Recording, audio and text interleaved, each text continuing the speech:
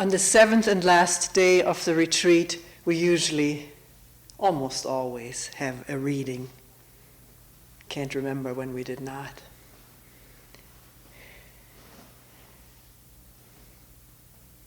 To hear some different voices and words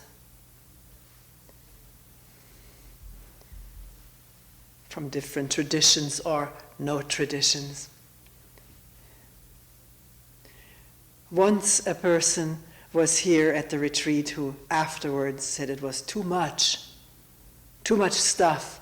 He would have liked to think about each thing that was being read. There was no time, the next thing coming at you.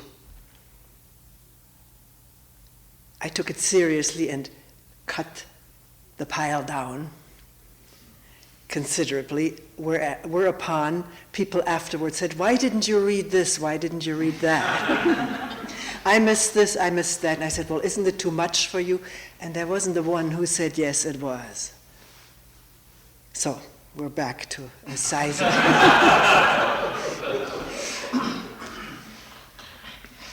Just one hint, although I probably don't have to say it, people understand this. This stuff is not for thinking about at this moment of hearing it. We will afterwards post a bibliography if you want to get the books yourself and read it over leisurely, thinking about it. But this is just for listening and looking. Let the stuff sink in like rain on the woods and meadowlands and flower beds.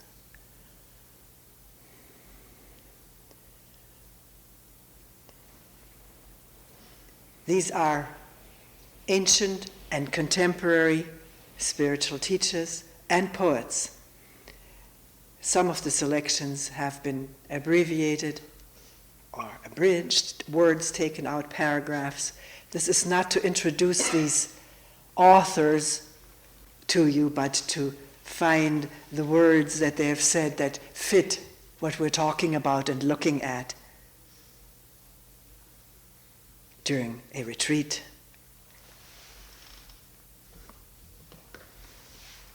First selections are from Huang Po, a Chinese Zen teacher living 1,000 years ago in China.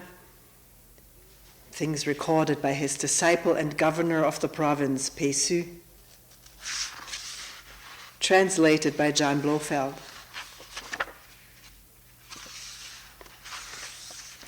This also requires agility of the mind, not to get too stuck on words which are used differently by different authors or different teachers.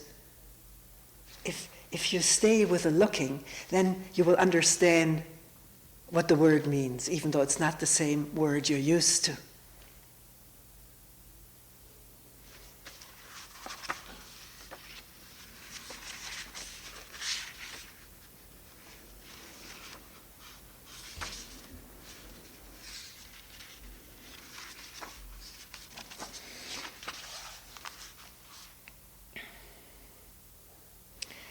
The Master said to me, "All the Buddhas and all sentient beings are nothing but the one mind, beside which nothing exists." And this mind does not refer to the thinking mind. It's in this selection, it is capitalized, capital one, capital mind. This mind, which is without beginning, is unborn, indestructible. It is not green nor yellow and has neither form nor appearance. Does not belong to the categories of things which exist or do not exist. Nor can it be thought of in terms of new or old. It's neither long nor short, big nor small. For it transcends all limits, measures, names, traces, and comparisons. It is that which you see before you. Begin to reason about it, and you at once fall into error. It is like the boundless void which cannot be fathomed or measured. The one mind alone is the Buddha, and there is no distinction between the Buddha and sentient beings, but that sentient beings are attached to forms and so seek externally for Buddhahood. By their very seeking, they lose it. For that is using the Buddha to seek for the Buddha, using mind to grasp mind. Even though they do their utmost for a full eon, they will not be able to attain to it. People do not know that if they put a stop to conceptual thought and forget their anxiety, the Buddha will appear before them. For this mind is the Buddha, and Buddha is all living beings. It is not the less for being manifested in ordinary beings, nor is it greater for being manifested in the Buddhas.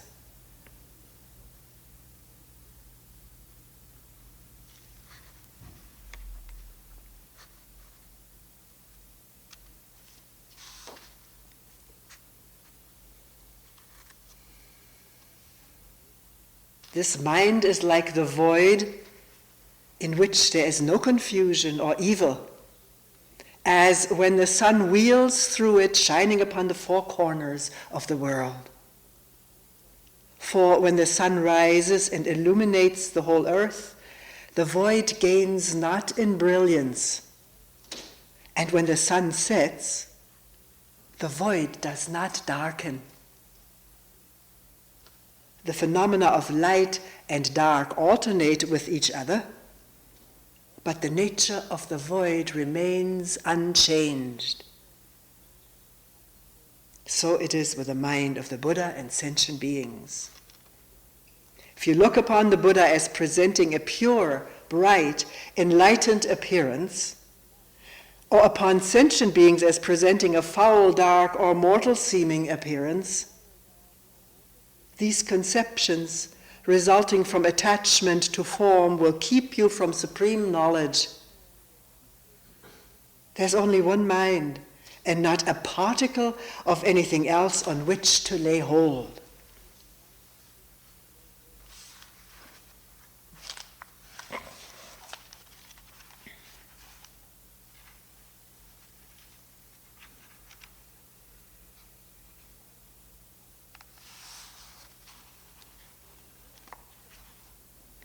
So full understanding can come to you only through an inexpressible mystery.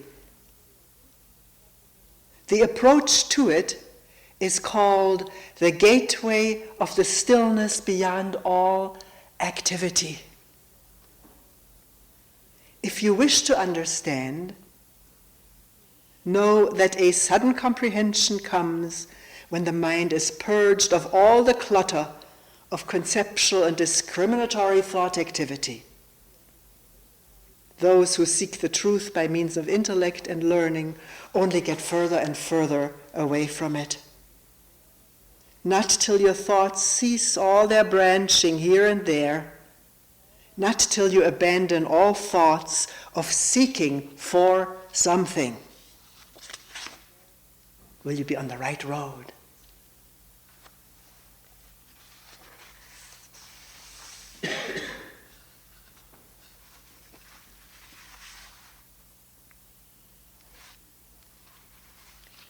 When a sudden flash of thought occurs in your mind,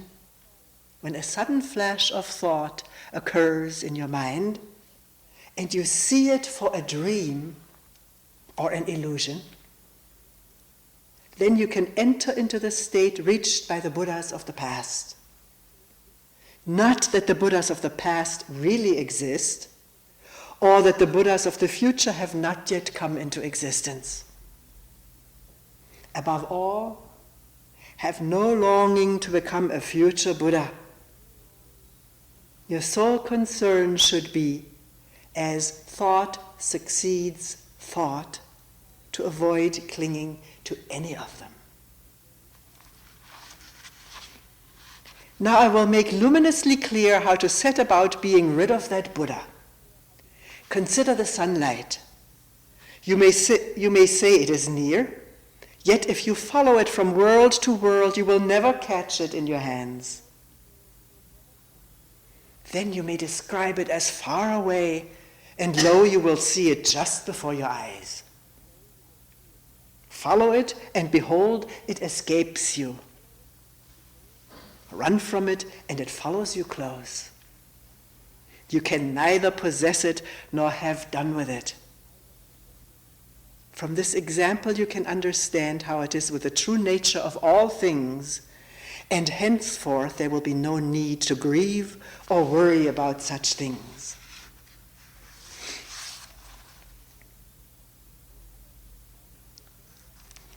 Though others may talk of the way of the Buddhas as something to be reached by various pious practices and sutra, scripture study, must have nothing to do with such ideas. A perception, sudden as blinking, that subject and object are one, will lead to a deeply mysterious, wordless understanding. And by this understanding, you awake to the truth. Your true nature is something never lost to you, even in moments of delusion, nor is it gained at the moment of enlightenment. It depends on nothing and is attached to nothing. It is all-pervading, spotless beauty. It is the self-existent and uncreated absolute. Absolute meaning literally dependent on nothing, caused by nothing. Ah, it is a jewel beyond all price.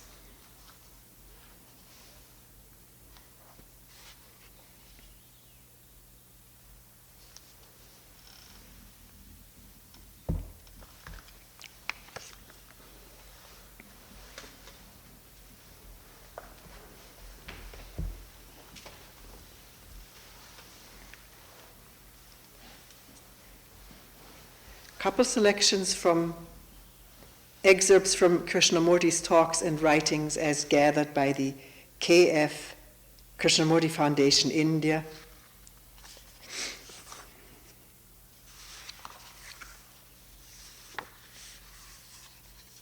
This selection is from the Star Bulletin. It was the publication of the organization which had been founded for Krishnamurti by the Theosophists. Star Bulletin, 1932.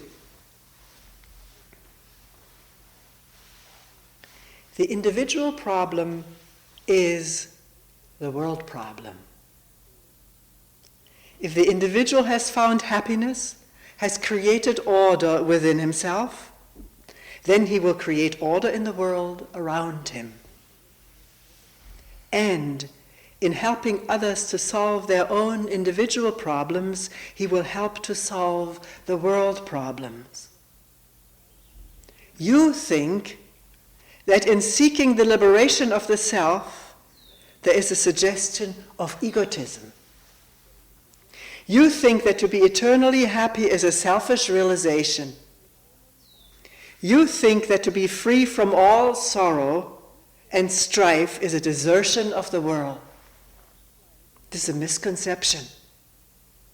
Liberation is the very antithesis of the sense of ego, of I-ness. It is the ultimate realization for all people. And later in Ojai 1940, I personally feel that the world is myself, that what I do creates either peace or sorrow in the world that is myself.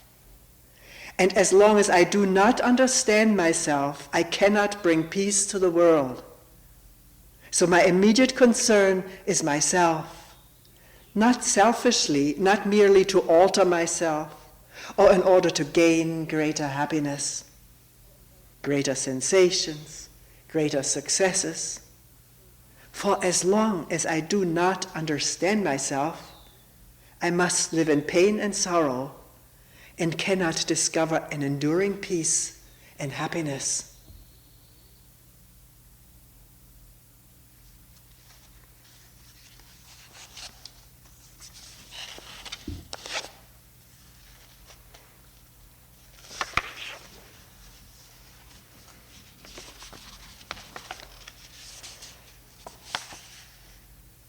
In Bombay, in 1955, a questioner is asking, "What is this self-knowledge of which you speak, and how can I acquire it?" Krishnamurti, "It is very simple, sir. The first step is the last step in self-knowledge. The beginning is the end. The first step is what matters, because self-knowledge is not something you can learn from another. Self-knowledge is not something you can learn from another. No one can teach you self-knowledge. You have to find out for yourself. It must be your own discovery. And that discovery is not something tremendous, fantastic. It is very simple. After all, to know yourself is to watch your behavior, your words, what you do in your everyday relationships. That is all. Begin with that and you will see how extraordinarily difficult it is to be aware. Just to watch the manner of your behavior, the words you use to your servant, to your boss, the attitude you have with regard to people, ideas, and things. Just watch your thoughts, your motives, in the mirror of relationship. And you will see that the moment you watch, you want to correct it. You say, this is good and that is bad. I must not do this, I must do that. When you see yourself in the mirror of relationship, your approach is one of condemnation or justification. Therefore, you distort what you see. Whereas, if you simply observe in that mirror your attitude with regard to people, to ideas, to things, if you just see the fact without judgment, without condemnation or acceptance, then you will find that that very perception has its own action. That is the beginning of self-knowledge.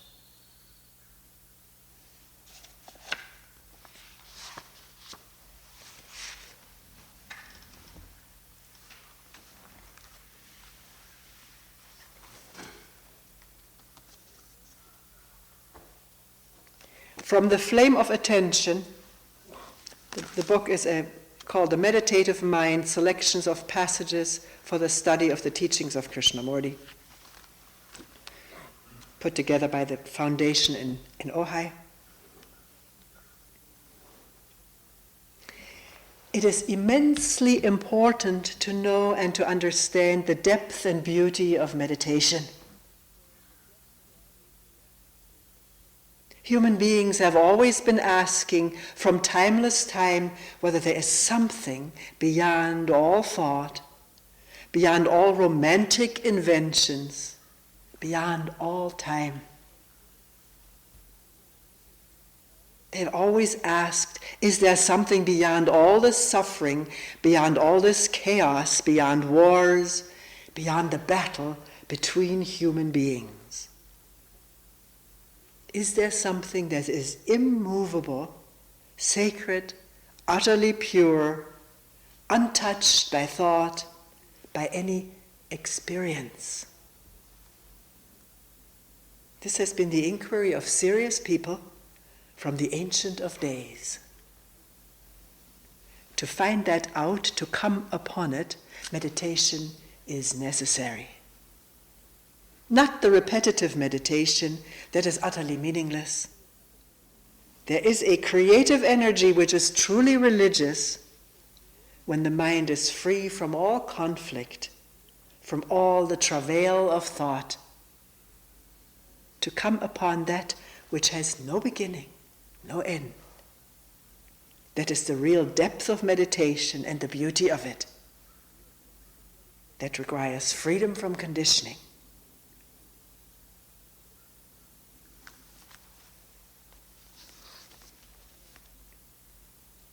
And from the beginnings of learning, which is a compendium of talks and meetings with the children, the high school students in Brockwood Park in England,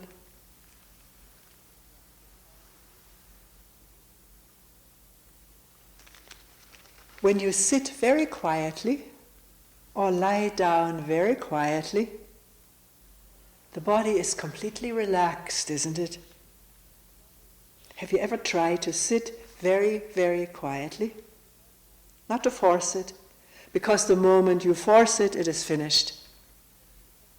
To sit very quietly, either with your eyes open or closed. If you have your eyes open, there's a little bit more distraction. You begin to see things.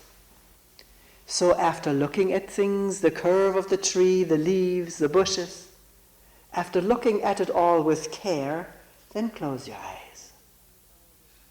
Then you will not say to yourself, "What's happening? Let me look." First, look at everything. The furniture, the color of the chair, the color of the sweater. Look at the shape of the tree. After having looked, the desire to look out is less. I've seen that blue sky and I've finished with it. I won't look again. But you must first look, then you can sit quietly. When you sit quietly or lie down very quietly, the blood flows easily into your head, doesn't it? There's no strain. That's why they say you must sit cross-legged with head very straight, because the blood flows easier that way. If you sit crouched, it is more difficult for the blood to go to the head. So you sit or lie down very, very quietly. Don't force it, don't fidget. If you fidget, then watch it. Don't say, "I must not." Then when you sit very quietly, you watch your mind. First, you watch the mind. Don't correct it. Don't say this thought is good, that thought is not good. Just watch it. Then you will see that there is a watcher and the watched. That's a division. The moment there is a division, there is conflict. Now, can you watch without the watcher? Is there a watching without the watcher? It is the watcher that says, "This is good and that is bad. This I like and that I don't like. I wish she hadn't said this or that. I wish she hadn't said that. I wish I had more food." To watch without the watcher, try it sometime. It's part of meditation. Just begin with that. That's good enough. And you will see, if you have done it, what an extraordinary thing takes place. Your body becomes very, very intelligent. Now the body is not intelligent because we have spoiled it. Do you understand what I mean? We have destroyed the natural intelligence of the body itself. Then you will find that the body says, "Go to bed at the right time." It wants it. It has its own intelligence and activity. And also, if it wants to be lazy, let it be lazy.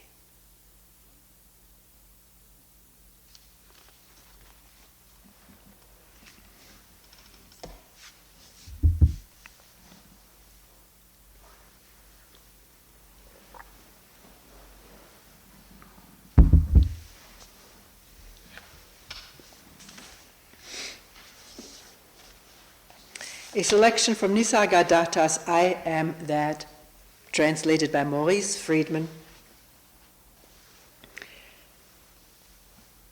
Nisargadatta lived around the same time as Krishnamurti. died a few years earlier. He is of the Hindu tradition, Hindu Advaita, and then his own strain of tradition, in which the self is not, because it's all translation, but the word for what we just read in Wang Po is the Buddha is the self in the Hindu tradition, the whole, the absolute, immovable. And the practice Nisargadatta gives his disciples, if they ask for one, is I am, to stay with the I am, which is somewhat reminiscent of the biblical gods saying, before Abraham was, I am.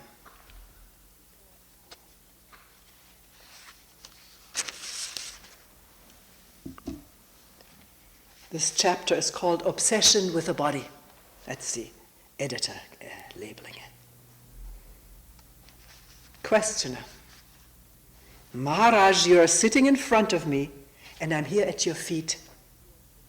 What's the basic difference between us? Nisargadatta, there is no basic difference. Questioner. Still, there must be some real difference. I come to you, you do not come to me. Nisargadatta, because you imagine differences, you go here and there in search of superior people. Questioner, you too are a superior person. You claim to know the real while I do not. Nisargadatta, did I ever tell you that you do not know and therefore you are inferior? Let those who invented such distinctions prove them. I do not claim to know what you do not. In fact, I know much less than you do. Questioner, your words are wise, your behavior noble, your grace all-powerful. Nisargadatta, I know nothing about it all and see no difference between you and me. My life is a succession of events just like yours. Only I am detached and see the passing show as a passing show, while you stick to things and move along with them. Questioner, what made you so dispassionate? Nisargadatta, nothing in particular. It so happened that I trusted my guru. He told me, I am nothing but myself, and I believed him. Trusting him, I behaved accordingly and ceased caring for what was not me nor mine. Questioner, why were you so lucky to trust your teacher fully while our trust is nominal and verbal? Nisargadatta, who can say? It happened so. Things happen without cause and reason. And after all, what does it matter who is who? Your high opinion of me is your opinion only. Any moment you may change it. Why attach importance to opinions, even your own? Questioner, still you are different. Your mind seems to be always quiet and happy, and miracles happen around you. Nisargadatta, I know nothing about miracles, and I wonder whether nature admits exceptions to her laws unless we agree that everything is a miracle. As to my mind, there's no such thing. There is consciousness in which everything happens. It's quite obvious, and with the experience of everybody. Let me say this again. There's no such thing as my mind. There is consciousness, universal consciousness, in which everything happens. It's quite obvious, and within the experience of everybody. You just do not look carefully enough. Look well and see what I see. Questioner, what do you see? Nisargadatta, I see what you too could see here and now, but for the wrong focus of your attention, you give no attention to yourself. Your mind is all with things, with people, with ideas, never with yourself. Bring yourself into focus. Become aware of your own existence. See how you function. Watch the motives and the results of your actions. See how you function. Watch the motives and the results of your action. Study the prison you have built around yourself, or thought has built around itself. There's really no one doing it. By inadvertence, he says. Study the prison you have built around yourself by inadvertence. By knowing what you are not, you come to know yourself. One thing is certain. The real is not imaginary. It is not a product of the mind. Even the sense I am is not continuous, though it is a useful pointer. It shows where to seek, but not what to seek. Just have a good look at it. Once you are convinced that you cannot say truthfully about yourself anything except I am, and that nothing that can be pointed at can be yourself, the need for the I am is over. You are no longer intent on verbalizing what you are. All you need is to get rid of the tendency to define yourself. All definitions apply to your body only and to its expressions, which is the body-mind. Once this obsession with the body goes, you will revert to your natural state, spontaneously and effortlessly.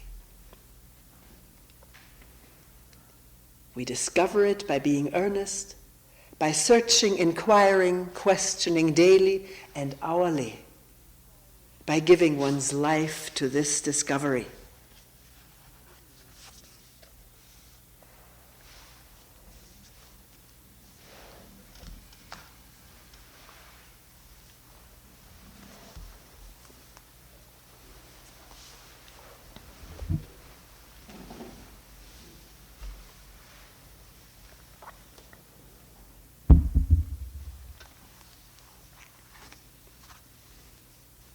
Vimalataka, being and becoming. This is transcriptions of her talks, no dialogues, which took place in Dalhousie, India during the summer of 1989. She's an Indian teacher. She used to travel all over the world. Now she stays at home and people travel to her.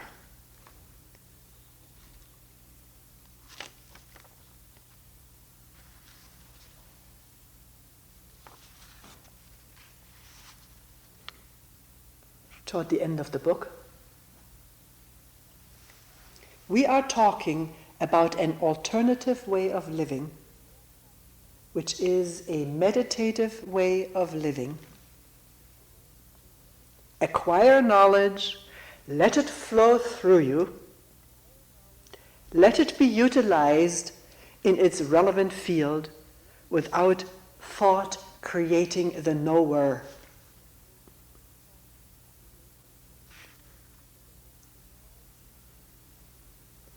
If we look at the roots of all human misery, we will find that misery is built upon our stupefaction. We do not know how to relate to the social structures and use them intelligently without identification, without creating a sense of authority out of them. Structures are not sacred. It is only life that is sacred. Patterns have no sacredness. whether you create them in the name of religion, spirituality, or politics. It is the pattern-free, structure-free, virgin dynamism of life that is sacred, that is divine. Wherever you have touched it with thought, you have manipulated it and structured it. It has a utility, but not sanctity. It has utility, but not authority. Knowledge itself has no power to bind you. It is the creation of the knower that is the obstacle. Me, I know. I'm just adding this. You have a beautiful, sensitive body, and the sensitivity gets in touch with its respective objects outside, and they bring back sensations. Sensations are converted back to electric impulses, and the brain interprets them. It's a marvelous process, what we call experiencing. Contact with the outside world through the senses, which are very delicate, very tender. It's quite hard and arduous work to keep your sensual system pure, healthy, supple, and elastic. Let the experiences flow through the sensual system. Nothing wrong in a sensual sexual experience, but you create, or thought creates, an experiencer, and you get stuck in the experience, and its likes and dislikes, its value structures, its preferences, prejudice, and so forth. If the sensual contact with objects is allowed to flow through you without creating an experiencer, then the limited human-made world cannot corrupt you. You acquire knowledge, and you appear as an individual playing the role of a father, a mother, a brother, a child. You are one appearing as many. You are one appearing as many. Mother and daughter as one appearing as two. There's no identification with the fatherness, the sonness, the daughterness, the sisterness, like I am this, I am that. You don't tie so many knots inside, but play the roles sanely, completely, with the magnificence of an inner equipoise. Then your appearing as many will not corrupt you. You see what a marvelous responsibility we as human beings have? When there is no knower and no experiencer, there would not be any dogmatism. Because as soon as there's a knower, there's attachment to the knower, my knowing, my knowledge, It's a part, it becomes a part of me, which is being defended. When there's no knower, no experiencer, then there would not be any dogmatism. You don't become dogmatic, insistent, assertive, aggressive. Identification is the source of aggression. Feeling this is me, this is my opinion, my knowledge, my point of view, is the beginning or source of aggression. Verbal aggression is the beginning of physical violence. The word meditation has been identified with psychophysical exercises, concentrations, methods, techniques, kundalini, shakti paths. The word has been abused and misused in a callous way. No authority and no effort. Freedom from authority and freedom from the struggle of efforts. Once you know that these human-made enclosures are only to be lived in, then the sense of comparing yourself with others, he has a palace and I have a hut, He has millions and I only have hundreds. The sense of comparison and the ambition for competition disappears. Your economic life becomes simple. No vanity, no pride about your scholarship, erudition. Your social life becomes simple. You do not move around with a begging bowl for sympathy, acceptance, prestige, acknowledgement. Reconciled to the limitations, to the enclosures, you live and move in it.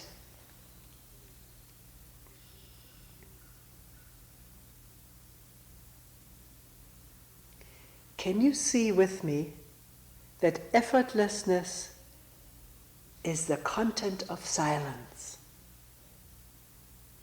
Silence is not only sitting still, it is a way of living. Silence is inner unconditional freedom from the authority of the past.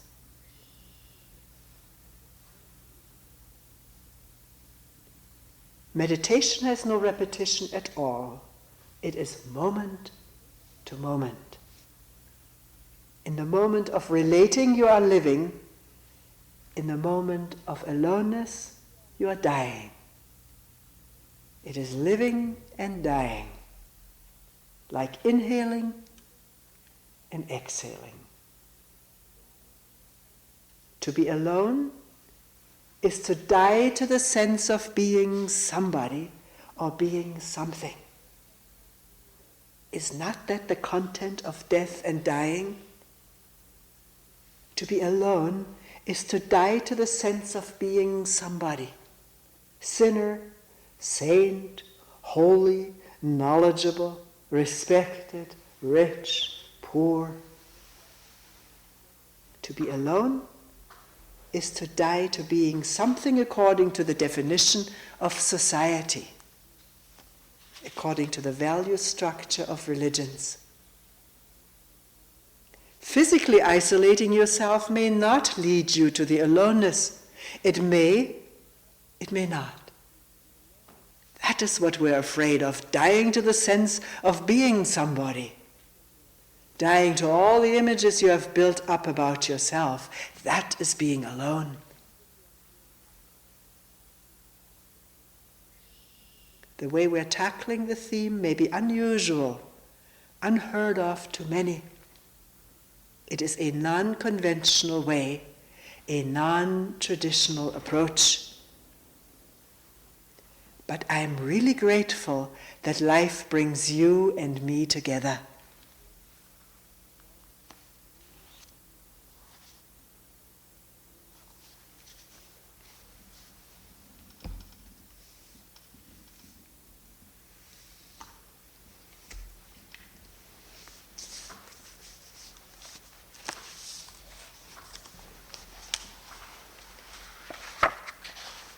Some poems from The Enlightened Heart, edited by Stephen Mitchell.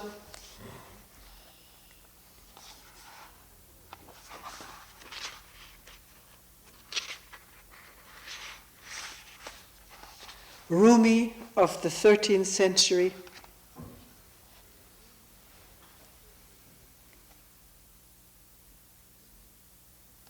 He lived in the Middle East.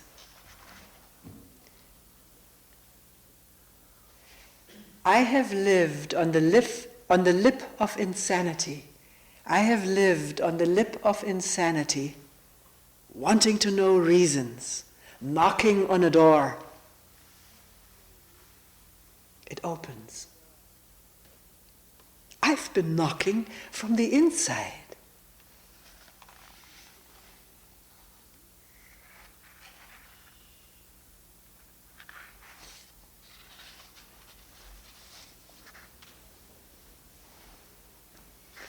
Out beyond ideas of wrongdoing and right-doing, there is a field. I'll meet you there. When the soul lies down in that grass, the world is too full to talk about. ideas, language, even the phrase each other doesn't make any sense.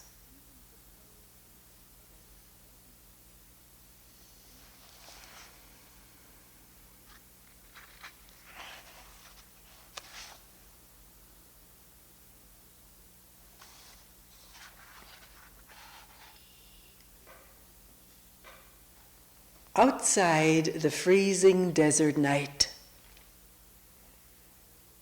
this other night inside grows warm, kindling. Let the landscape be covered with thorny crust. We have a soft garden in here. The continents blasted, cities and little towns, everything become a scorched, blackened ball. The news we hear is full of grief for that future. But the real news inside here is there's no news at all.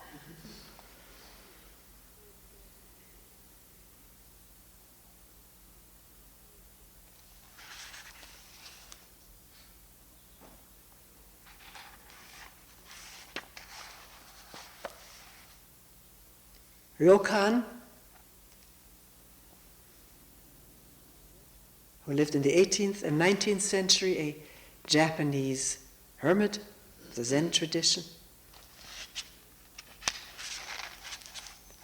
Actually, he was here during a retreat at the cabin. In his car, the license plate read Ryokan.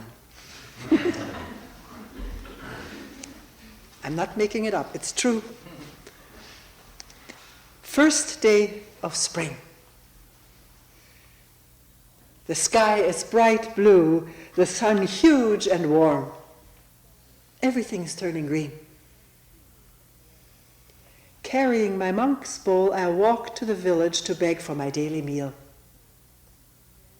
The children spot me at the temple gate and happily crowd around, dragging at my arms till I stop. I put my bowl on a white rock, hang my bag on a branch. First we braid grasses and play tug-of-war. Then we take turns singing and keeping a kick ball in the air. I kick the ball and they sing. They kick and I sing. Time is forgotten, the hours fly. People passing by point at me and laugh. Why are you acting like such a fool? I nod my head and don't answer. I could say something, but why? Do you want to know what's in my heart? From the beginning of time, just this, just this.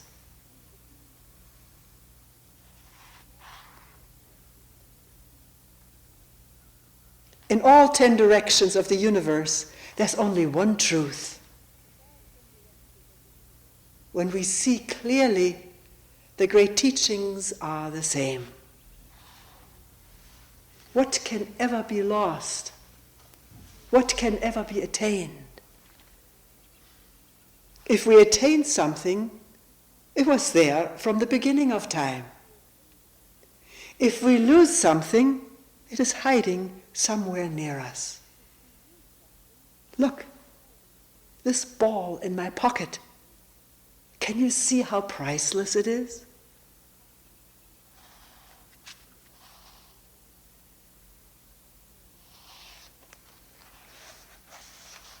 In some poems from One Robe, One Bowl,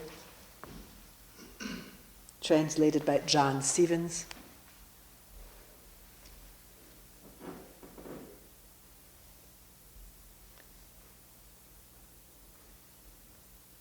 an evening dream.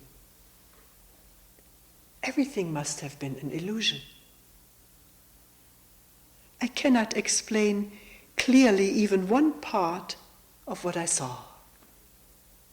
Yet in the dream it seemed as if the truth were in front of my eyes. This morning, awake, is it not the same dream?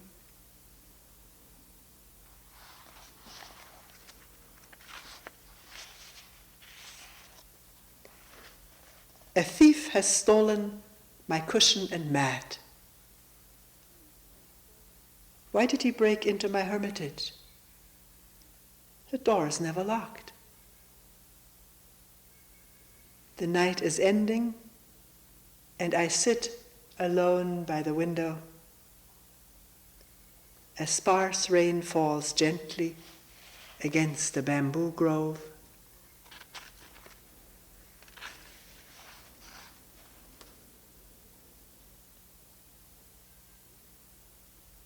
Lying on my grass pillow, dreaming about this dream world again, lonely, fitful sleep.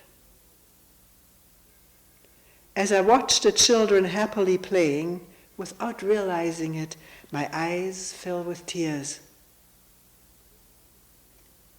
Thinking about the people in this floating world far into the night, my sleeve is wet with tears.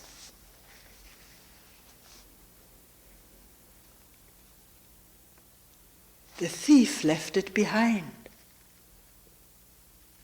The moon at the window.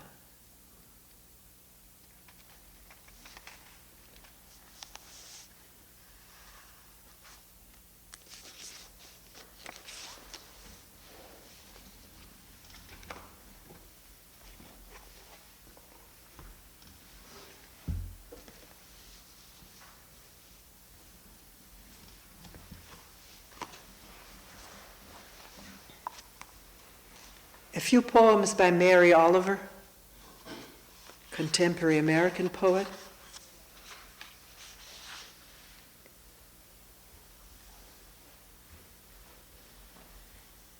This one is called Work. How beautiful this morning was Pasture Pond. It had lain in the dark all night, catching the rain on its broad back. All day I work with the linen of words and the pins of punctuation. All day I hang out over a desk, grinding my teeth, staring. Then I sleep. Then I come out of the house, even before the sun is up, and walk back through the pine woods to Pasture Pond.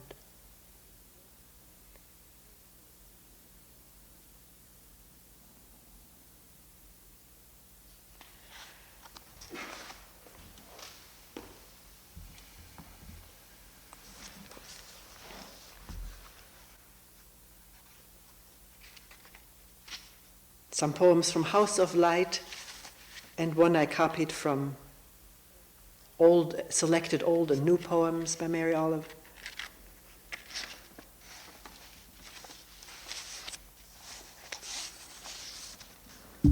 Spring.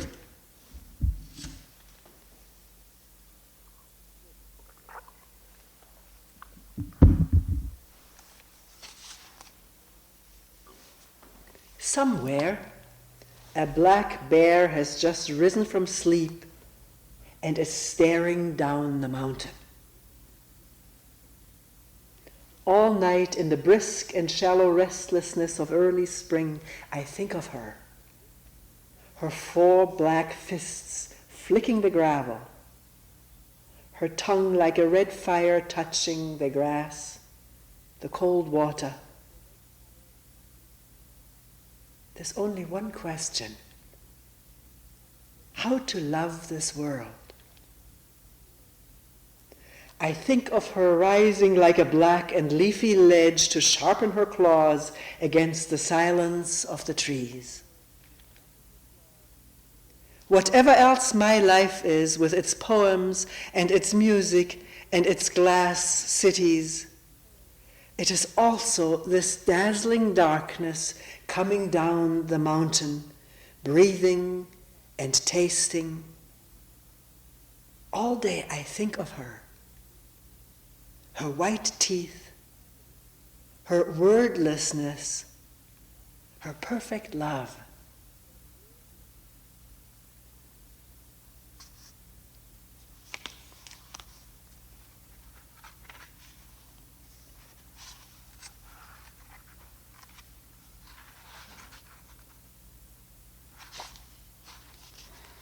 Singapore.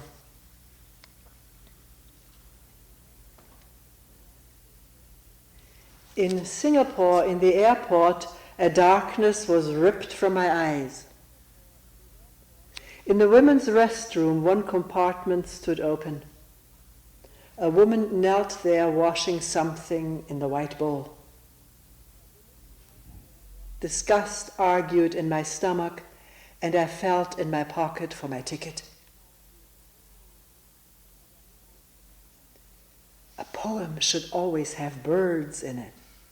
Kingfishers, say, with their bold eyes and gaudy wings. Rivers are pleasant, and of course, trees. A waterfall? Or if that's not possible, a fountain rising and falling. A person wants to be in a happy place in a poem.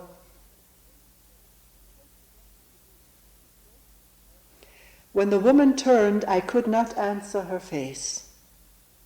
Her beauty and her embarrassment struggled together, and neither could win. She smiled and I smiled. What kind of nonsense is this? Everybody needs a job. Yes, a person wants to stand in a happy place in a poem. But first we must watch her as she stares down at her labor, which is dull enough. She's washing the tops of the airport ashtrays, as big as hubcaps, with a blue rag. Her small hands turn the metal, scrubbing and rinsing. She does not work slowly, nor quickly, but like a river.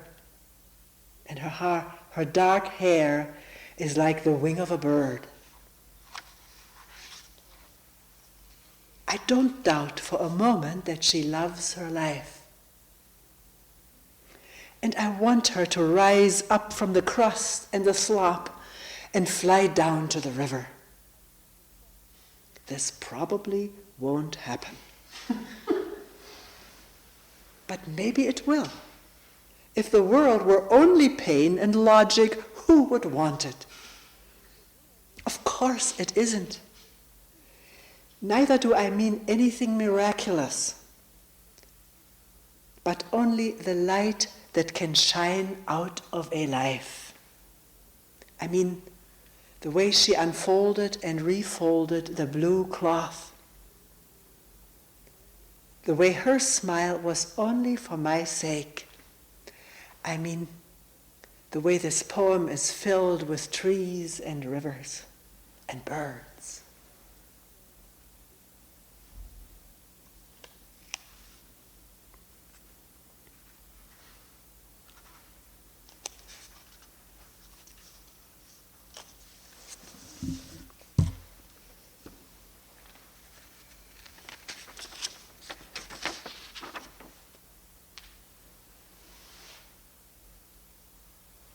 Our last selection, The Sun, from New and Selected Poems.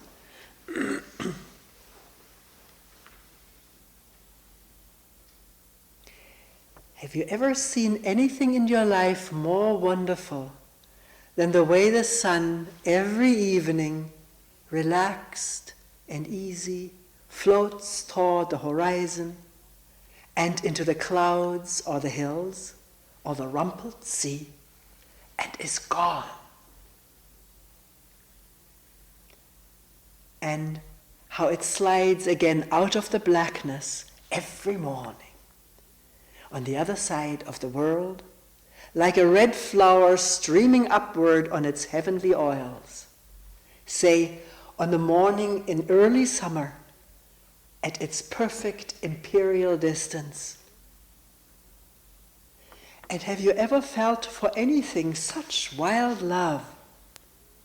Do you think there's anywhere in any language a word billowing enough for the pleasure that fills you as the sun reaches out, as it warms you, as you stand there empty-handed?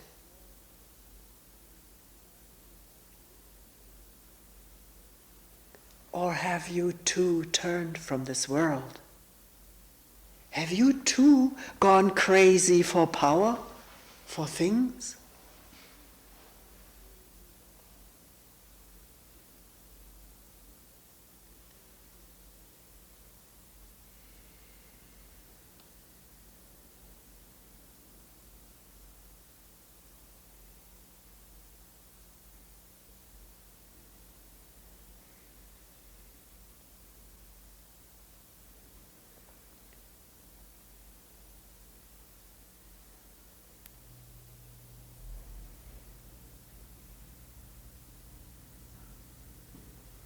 We will end here for today.